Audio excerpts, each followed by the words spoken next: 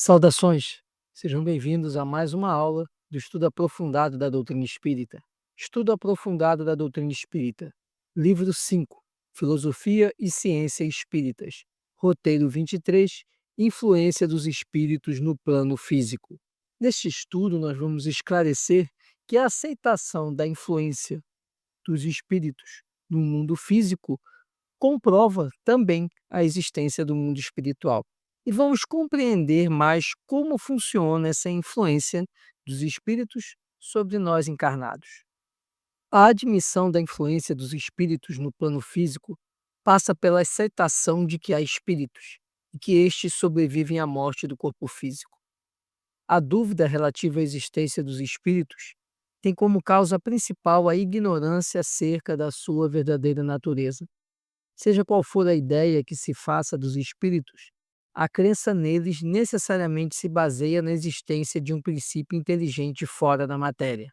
Desde que se admite a existência da alma e sua individualidade após a morte, é preciso que se admita também, primeiro, que a sua natureza é diferente da do corpo, visto que separada deste, deixa de ter as propriedades peculiares ao corpo. Segundo, que goza da consciência de si mesma, pois é passível de alegria ou sofrimento, sem o que seria um ser inerte e de nada nos valeria possuí-la. Admitido isto, tem-se que admitir que essa alma vai para alguma parte, que venha a ser feito dela e para onde vai. Segundo a crença vulgar, a alma vai para o céu ou para o inferno. Mas onde ficam o céu e o inferno? Antigamente se dizia que o céu era em cima e o inferno embaixo. Porém, o que são o alto e o baixo no universo, uma vez que se conhece a redondeza da Terra e o movimento dos astros, movimento que faz com que, em dado instante, o que está no alto esteja 12 horas depois, embaixo, e o infinito do espaço, através do qual o olhar penetra, indo a distâncias consideráveis.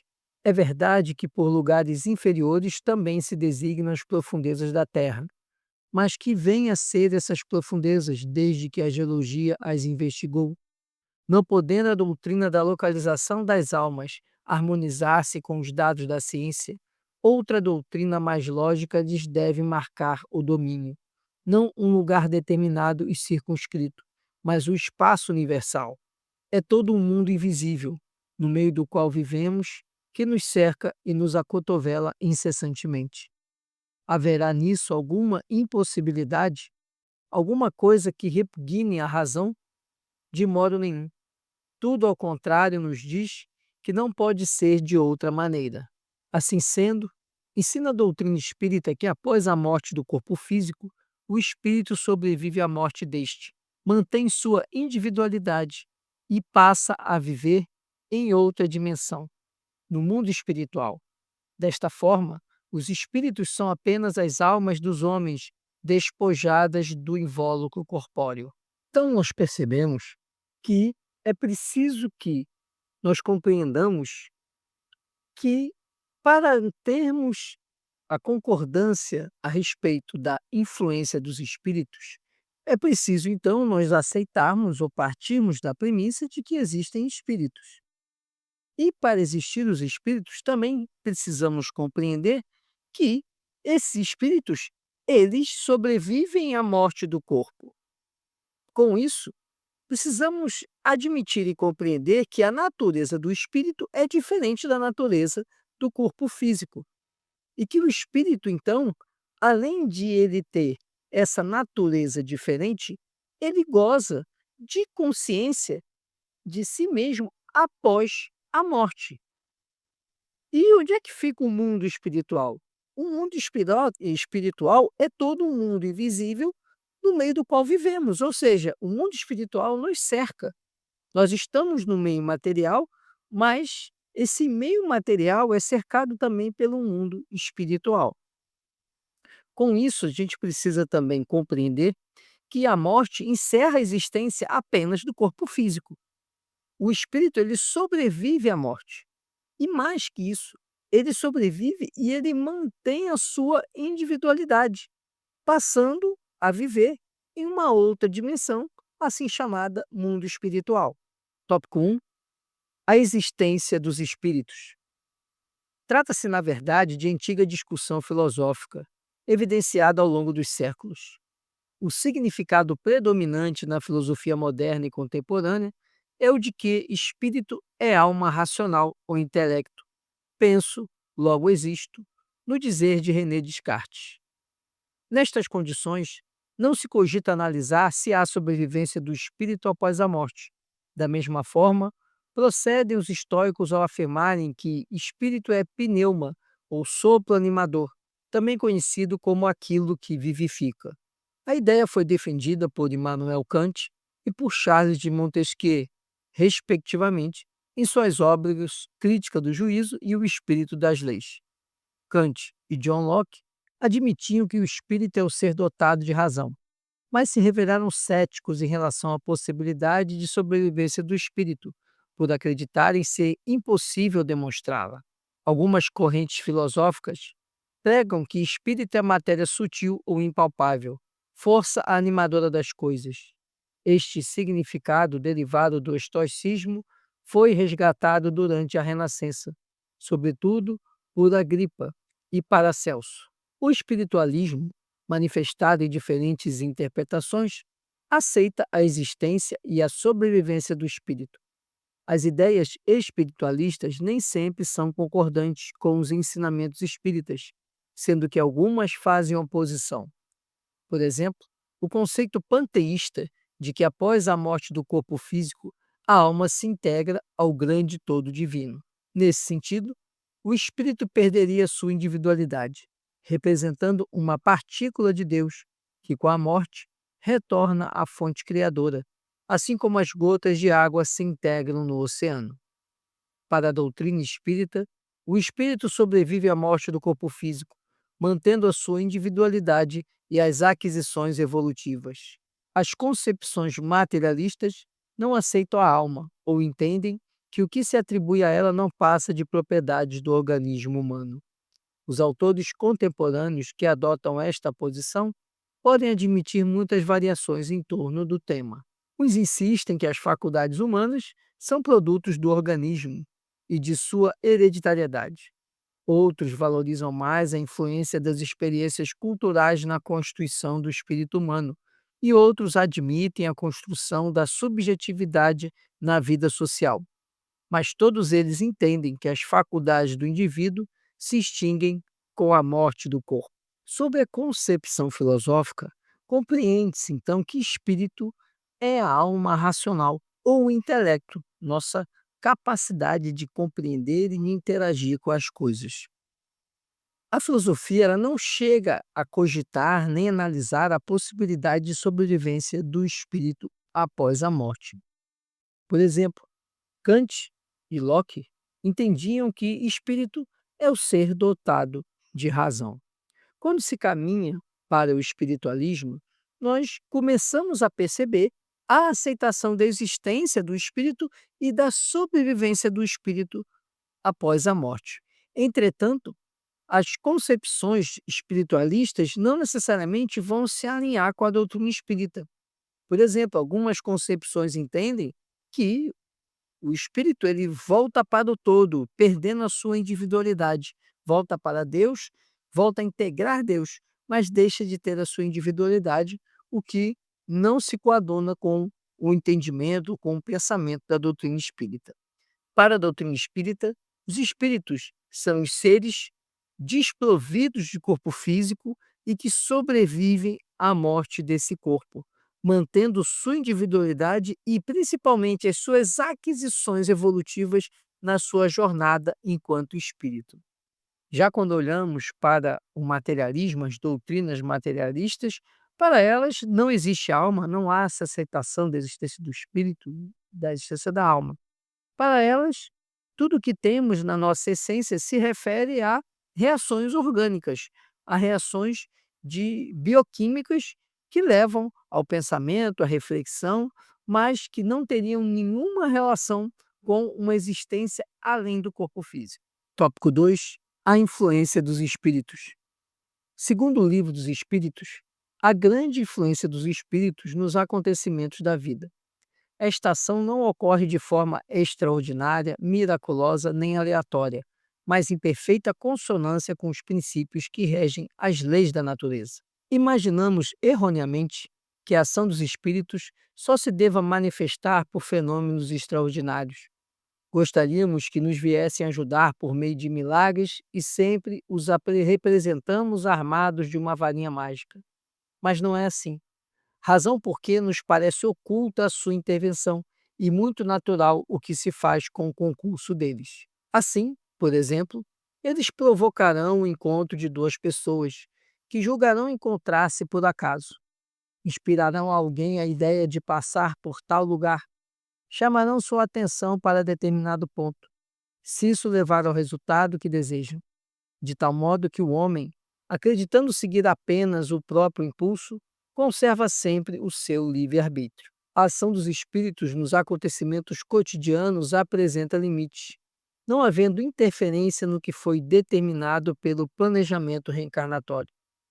Ou seja, os espíritos influenciam e muito, mas dentro de uma faixa considerada permissível, que não atente contra as manifestações da lei de causa e efeito. Estamos falando, obviamente, dos processos de influenciação comuns, não ao que se relacione ao domínio obsessivo, que apresenta outras características fundamentadas no domínio de uma mente sobre a outra.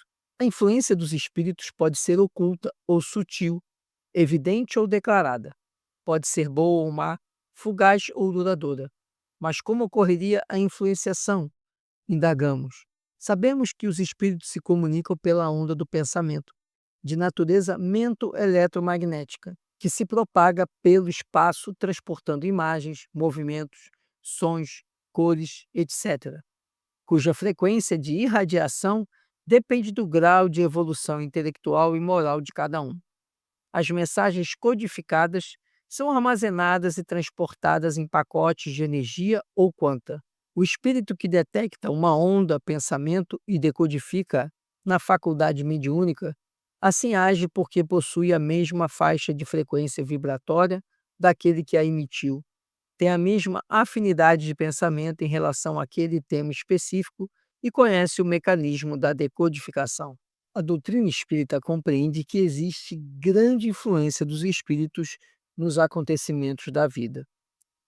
Para isso, é preciso compreender que a relação dos espíritos ela funciona em perfeita sintonia, em perfeita consonância com os princípios que regem as leis da natureza, ou seja, as leis divinas.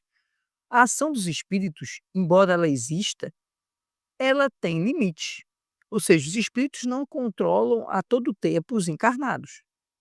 Esses limites estão relacionados ao planejamento reencarnatório. Então, existe um limite dessa influência. Embora essa influência seja muito presente, ela não pode afrontar aquilo que está previsto no planejamento reencarnatório do espírito encarnado.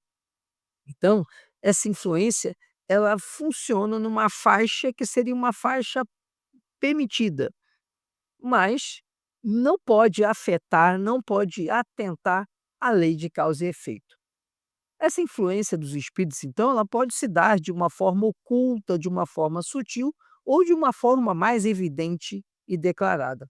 Ela pode também ser uma influência boa, como pode ser uma influência má. Ela pode ser uma influência também fugaz, uma influência rápida, momentânea, ou pode ser uma influência duradoura. Como é que funciona isso? Ora, os espíritos, eles se comunicam pelo pensamento, pela onda do pensamento. Essa onda do pensamento, por ser uma energia, ela tem frequências. Essas frequências dependem do grau de evolução, tanto intelectual quanto moral, de cada espírito. Tais informações nos conduzem ao processo de influência e de sintonia espirituais. No primeiro caso, a fluência espiritual diz respeito à existência da faculdade mediúnica. Médium é a pessoa que tem mediunidade, e todo ser humano a possui. Daí Allan Kardec ter afirmado: médium é toda pessoa que sente, num grau qualquer, a influência dos espíritos. Essa faculdade é inerente ao homem e, por conseguinte, não constitui um privilégio exclusivo. Por isso mesmo, raras são as pessoas que não possuam alguns rudimentos dessa faculdade. Pode-se, pois, dizer que todos são mais ou menos médiuns. Usualmente, porém, essa qualificação só se aplica àqueles em quem a faculdade se mostra bem caracterizada e se traduz por efeitos patentes, de certa intensidade, o que depende de uma organização mais ou menos sensitiva. É de notar-se, além disso, que essa faculdade não se revela da mesma maneira em todos os sensitivos. Geralmente, os médios têm uma aptidão especial para os fenômenos desta ou daquela ordem, de modo que há tantas variedades quantas são as espécies de manifestações. O segundo tipo de ideia envolve o conceito de sintonia, isto é, não basta ter mediunidade para captar pensamentos e sentimentos de outras mentes. É preciso entrar na faixa de suas vibrações mentais, estabelecendo um ponto de união entre o emissor e o receptor. Eis o que Emmanuel tem a dizer a respeito do assunto. As bases de todos os serviços de intercâmbio entre os desencarnados e encarnados repousam na mente. De qualquer modo, porém, é no mundo mental que se processa a gênese de todos os trabalhos da comunhão de espírito a espírito. A fim de atingirmos tão alto objetivo, é indispensável traçar um roteiro para a nossa organização mental no infinito bem e segui-lo sem recuar. Precisamos compreender, repetimos, que os nossos pensamentos são forças, imagens, coisas e criações visíveis e tangíveis no campo espiritual. Atraímos companheiros e recursos de conformidade com a natureza de nossas ideias, aspirações, invocações e apelos. Energia viva, o pensamento desloca em torno de nós forças sutis, construindo paisagens ou formas e criando centros magnéticos ou ondas, com os quais emitimos a nossa atuação ou recebemos a atuação dos outros. Semelhante lei de reciprocidade impera em todos os acontecimentos da vida. Comunicar-nos-emos com as entidades e núcleos de pensamentos com os quais nos colocamos em sintonia. Mentes enferminadas e perturbadas assimilam as correntes desordenadas do desequilíbrio, enquanto que a boa vontade e a boa intenção acumulam os valores do bem. Ninguém está só. Cada criatura recebe de acordo com aquilo que dá. Cada alma vive no clima espiritual que elegeu, procurando o tipo de experiência em que situa a própria felicidade. Para compreender melhor essa questão da influência dos espíritos, nós precisamos então dividir em dois fenômenos. Um fenômeno é o da influência espiritual e o outro é da sintonia espiritual. Tudo isso se insere na questão da relação entre encarnados e desencarnados. A influência ou fluência espiritual está relacionado à faculdade mediúnica. O que vem a ser isso? Faculdade mediúnica é um atributo dos médiuns. Médiuns são aqueles que sentem, que conseguem sentir melhor ou sofrer a influência dos espíritos.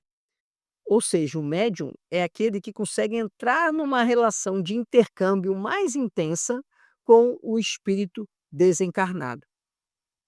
Quando falamos da sintonia, sintonia já está ligado a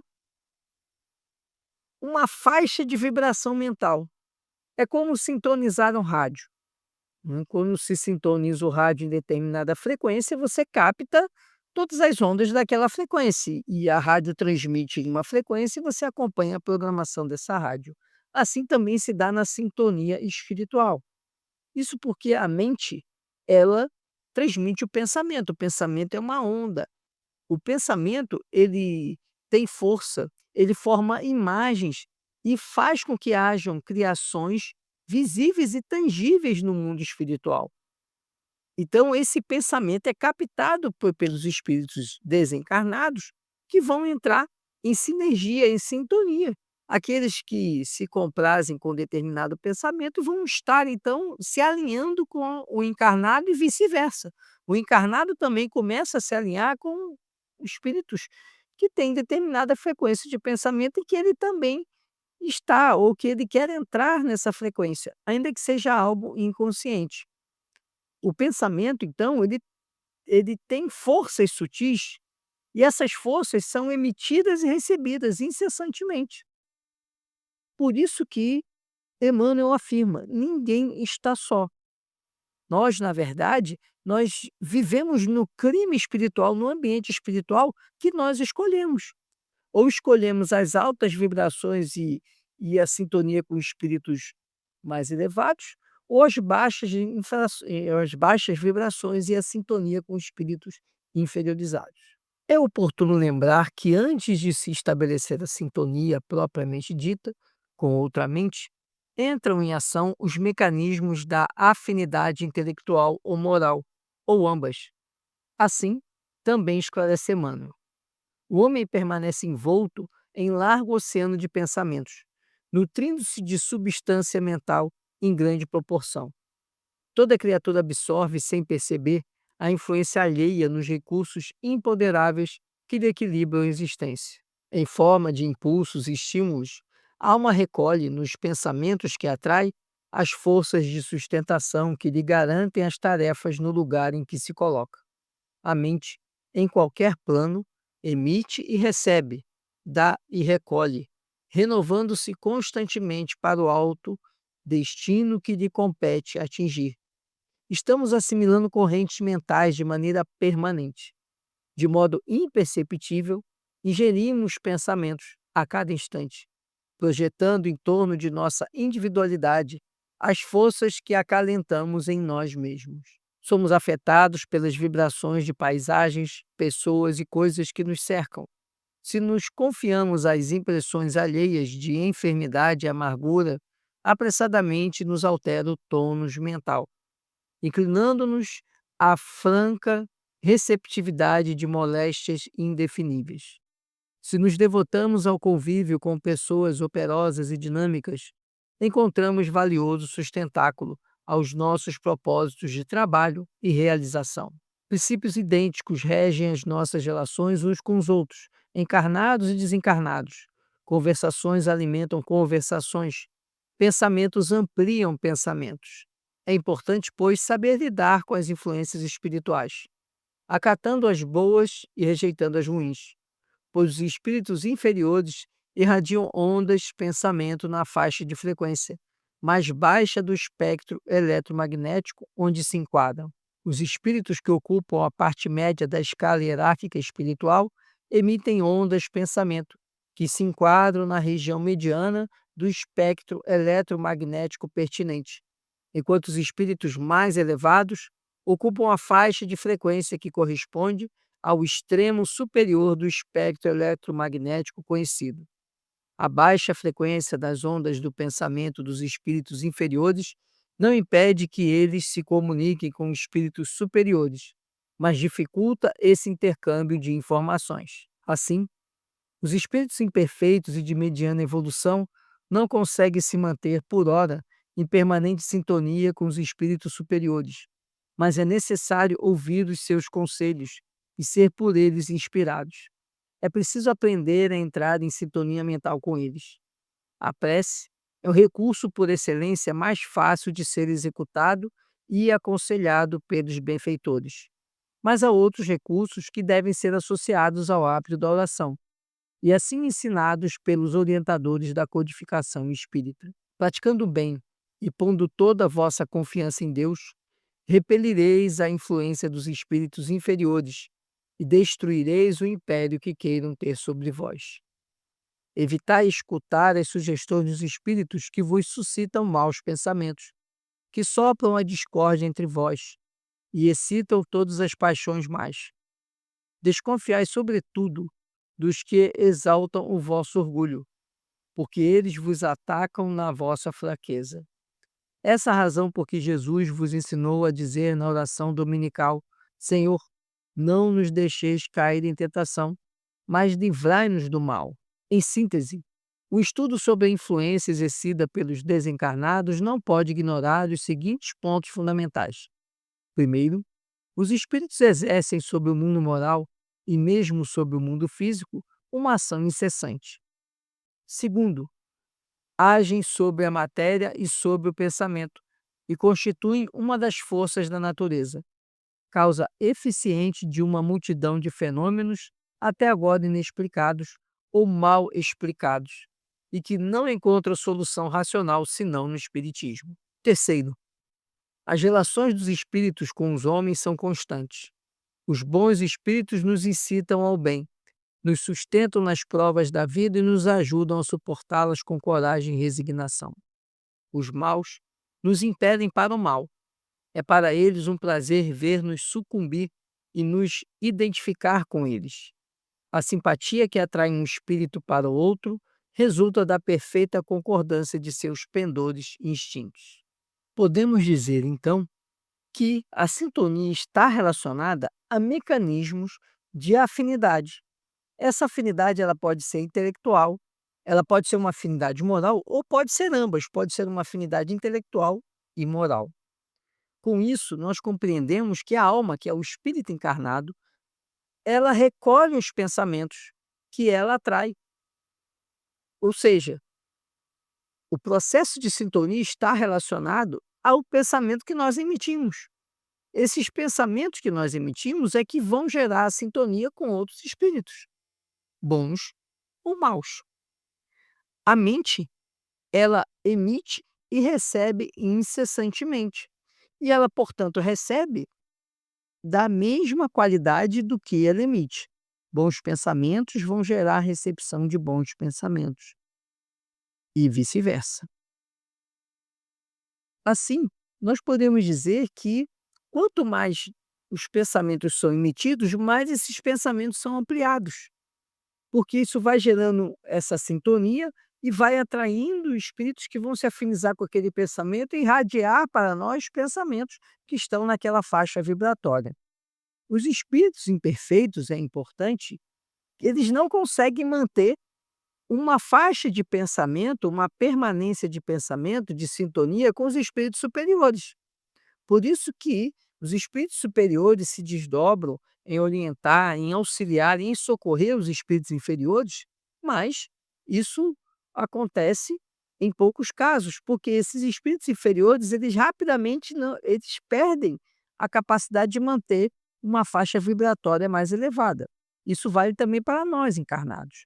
Muitas vezes nós temos essa dificuldade porque a gente não consegue manter uma faixa vibratória mais elevada, para que possamos estar em sintonia permanente com os espíritos superiores.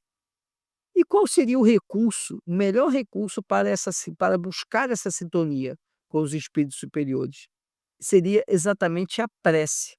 A prece seria o recurso mais fácil, mais usual, mais disponível para nós, para que possamos entrar nessa sintonia com os espíritos superiores. Mas existem outras ações, outras condutas que podem também nos auxiliar nisso. Uma delas é a prática do bem. A prática do bem faz com que nós elevemos nosso padrão vibratório e, portanto, nós entremos em sinergia, entremos em sintonia com os espíritos superiores. Também é muito importante a confiança em Deus.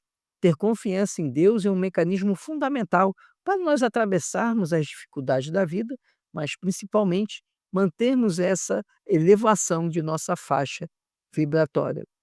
Fechando então o nosso estudo, nós podemos elencar alguns pontos fundamentais sobre a influência dos espíritos. O primeiro ponto fundamental é o de que os espíritos exercem uma ação incessante sobre nós encarnados, porque nós estamos mergulhados no mundo espiritual, estamos inseridos no mundo espiritual, embora vivendo em um mundo material. E, portanto, essa atuação dos espíritos sobre nós, ela é incessante. Outro ponto importante é nós compreendermos que os espíritos, eles podem agir sobre a matéria e podem agir sobre o pensamento. Eles conseguem ter essa atuação. Outro ponto também é o de que a relação entre os espíritos desencarnados e os encarnados, ou seja, nós, essa relação entre espíritos encarnados, ela é incessante, ela não para, ela não se interrompe. E por fim, assim empatia que atrai os espíritos, ela depende dessa concordância, dessa perfeita concordância. Ou seja, a sintonia ela vai estar relacionada à nossa condição. Se nós buscamos um padrão vibratório elevado, nós vamos ter sintonia com espíritos mais elevados e, de certa forma, não vamos ser atrativos, não vamos ter a incursão de espíritos inferiores querendo sintonia conosco. Agora, nossos desequilíbrios faz com que percamos, abaixemos nossa faixa vibratória. E ao baixar nossa faixa vibratória, consequentemente, somos mais suscetíveis à influenciação de espíritos inferiores. Esse era o conteúdo que tínhamos para o nosso estudo. Se você ficou com alguma dúvida, deixe nos comentários que nós responderemos a sua pergunta. E eu peço que você curta, comente e compartilhe. Ajude esse conteúdo a chegar a mais pessoas. Muito obrigado por sua atenção, fique com Deus, muita paz e muita luz.